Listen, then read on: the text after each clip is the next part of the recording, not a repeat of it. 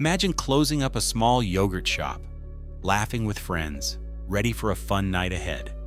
Now imagine that night turning into a nightmare that shocks an entire city. In Austin, Texas, on December 6th, 1991, 4 teenage girls were brutally murdered in a crime so horrific it still sends chills down the spine of anyone who hears about it. The I Can't Believe It's Yogurt shop on West Anderson Lane became the scene of a tragedy that remains unsolved, haunting families, investigators, and the community more than 3 decades later. Let's dive into this chilling story, piecing together the events, the investigation, and why the case still grips Texas. A night that changed Austin forever. It was a chilly Friday evening in 1991, and Austin was a smaller, quieter city than it is today. What could be safer than working at a yogurt shop in a cozy strip mall? For 17-year-old Eliza Thomas and 17-year-old Jennifer Harbison, it was just another shift at I Can't Believe It's Yogurt. Jennifer's younger sister, 15-year-old Sarah Harbison, and their friend, 13-year-old Amy Ayers, stopped by near closing time around 11 p.m. to catch a ride home with Jennifer. The girls were friends, connected through their school's Future Farmers of America program. Full of life and dreams, they planned to head to a slumber party after locking up. But that night, their lives were cut short, in a way no one could have imagined. Around midnight, a police patrolman noticed flames coming from the yogurt shop. Firefighters rushed to the scene, expecting a routine blaze. What they found inside would scar them for life. As the smoke cleared, they discovered the charred bodies of all 4 girls. They had been gagged, tied up with their own clothing, and shot in the head execution style. At least one of the girls, Amy Ayers, had been raped. A community in shock. Can you imagine a crime so brutal it unites an entire city in grief and fear? Austin in 1991 was a close-knit community, far from the bustling tech hub it is today. The murders at the yogurt shop were a defining tragedy, often described as the moment Austin lost its innocence. White ribbons adorned trees across the city as residents mourned. Billboards with the girls' faces and a $125,000 reward for information went up, pleading for answers. Families like Sonora Thomas, Eliza's sister, and Sean Ayers, Amy's brother, were shattered. Sonora recalled her teeth chattering uncontrollably when she heard the news. While Sean still thinks of his sister every day, especially when he sees kids or animals, as Amy loved both. The community rallied, with volunteers handing out flyers and a group called Parents of Murdered Children marching around the Texas state capitol, demanding justice. But how do you find a killer when the crime scene is a charred ruin? Despite this, investigators worked tirelessly, following over 700 leads and interviewing more than 1,200 suspects over the years. A tangled investigation. What if the answers to a brutal crime slipped through the cracks of the very investigation meant to solve it? The Austin Police Department, with FBI help, formed a task force. Detective John Jones interviewed customers from that night. Some recalled 2 suspicious men whispering in a yogurt shop, but never buying yogurt. One had dirty blonde hair and a green army jacket, the other, heavier, in a black coat. They left in a green car. Were they the killers? Despite hypnosis sessions with witnesses, the men vanished. To make matters worse, sloppy crime scene handling left key areas unchecked. Clues possibly lost forever.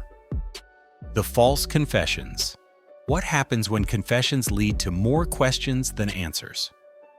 In 1999, nearly 8 years after the murders, Austin police announced a breakthrough, the arrest of 4 men: Maurice Pierce, Robert Springsteen, Michael Scott, and Forrest Wellborn.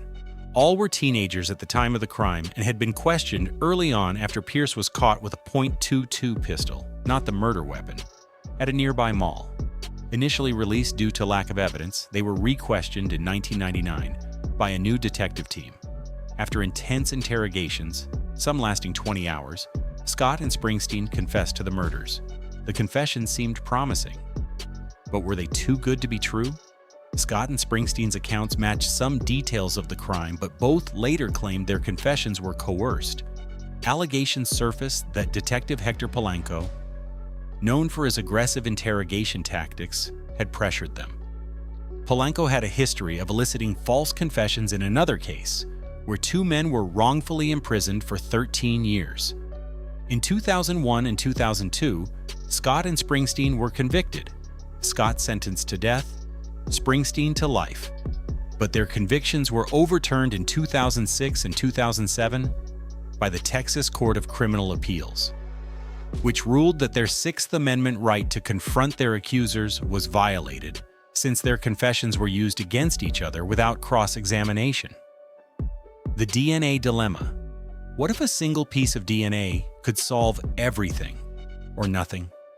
In 2008, new YSTR DNA testing revealed a male DNA profile from one of the victims that didn't match Scott, Springsteen, Pierce, or Wellborn.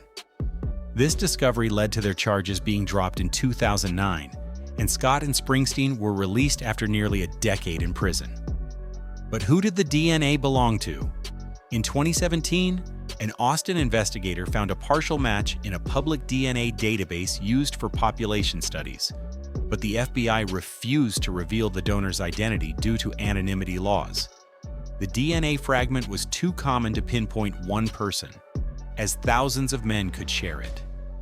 Over 100 men, including crime scene investigators and medical examiners, were tested to rule out contamination, but no match was found. Is the killer's DNA still out there, waiting to be identified? Advances in DNA technology have kept hope alive, but the partial profile, with only 16 genetic markers, isn't enough to incriminate anyone definitively. A haunting legacy. Can a city ever heal from a wound that won't close? The yogurt shop murders remain one of Texas's most infamous cold cases.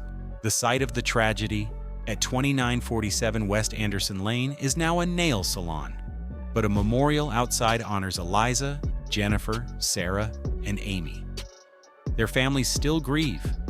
Will new eyes on the case finally bring answers? In conclusion, what if the killer is still out there, living among us? The yogurt shop murders aren't just a mystery, they're a reminder of the fragility of safety and the enduring pain of loss. For Austin, it's a scar that won't fade, a story woven into the city's fabric. For the families, it's a daily ache, a longing for closure that may never come. Advances in DNA technology and public interest, sparked by media like the HBO series, keep the case alive. Could you be the one to notice a clue that's been overlooked for decades? The Austin Police Department continues to seek tips, and the $125,000 reward still stands. If you have information, contact them. Until then, the memory of Eliza, Jennifer, Sarah, and Amy lives on, a call for justice that echoes through Texas. If you found this video useful, please hit the bell icon to get more content, leave a comment below with your thoughts, and thank you so much for watching.